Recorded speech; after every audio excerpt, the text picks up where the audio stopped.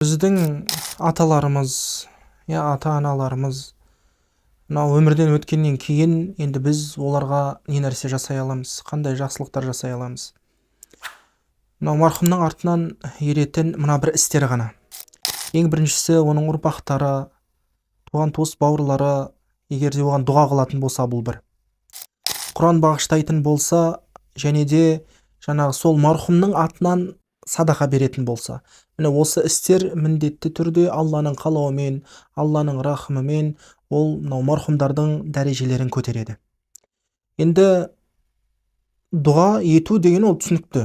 Біз қолды жайып, Алла тағаладан сұрап, Алла, менің ата-анамды кешіре көр, менің осындай нелерімнен олардың қателіктерін мынау сақтай көр деп не қылу, мынау дұға қылу дейді.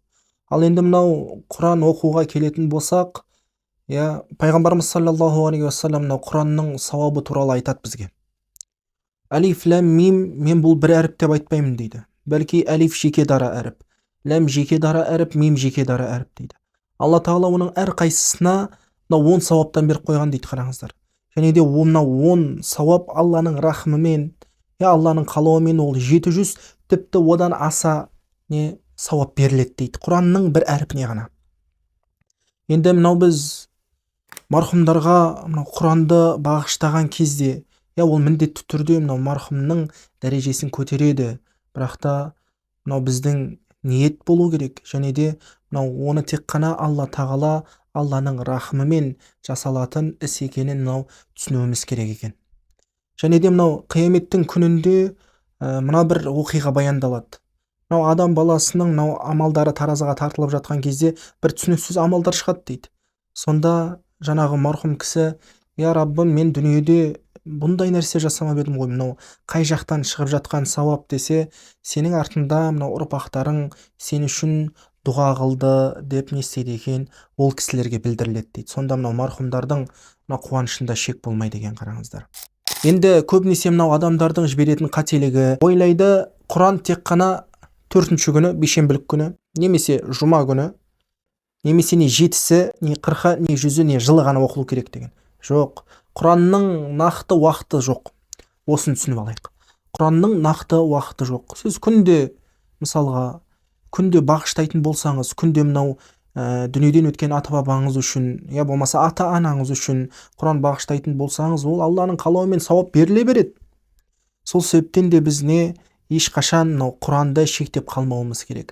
Біз қанша оны көп оқимыз, қанша бағыштаймыз, ол да Алланың қалауымен жаңағы марқұмдарға бағышталады, олардың дәрежелерін көтереді. Енді жалпы кез келген мұсылман адам үшін, өзін сыйлайтын адам үшін, мынау артында қалған ұрпағы жақсы болғанын қалайды. Бірақ та артында қалған ұрпағың жақсы болу үшін, ең бірінші өзің сен жақсы болуың керек деген ұғым бар.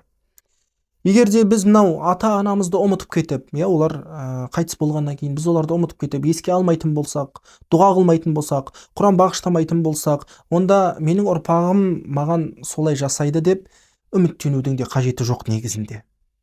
Өйткені пайғамбарымыз саллаллаху алейхи уассалам өзінің хадисінде айтады, ең хайырлы ұрпақ дейді, ол мынау ата-анасы дүниеден өткеннен кейін сол ата-анасын ұмытпай, соларға дұға жасаған, міне осы нағыз ең хайырлы ұрпақ дейді, қараңыздар.